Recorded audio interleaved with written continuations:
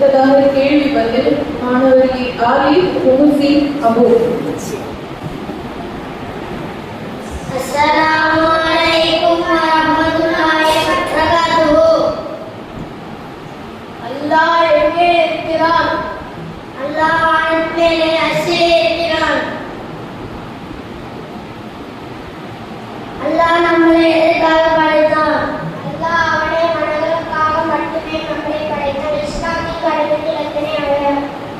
இஸ்லாமின் கடமைகள் அந்த அவை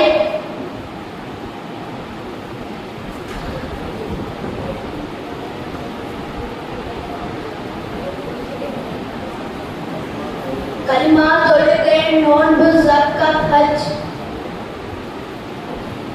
நாம் எவற்றையெல்லாம் ஈமான் கொள்ள வேண்டும்? அல்லாஹ்வையும் அவனுடைய மலக்குமார்களையும் அவனுடைய வேதங்களையும் அவனுடைய தூதர்களையும் மறுமை நாளையும் விதியையும் நம்பிக்கொள்ள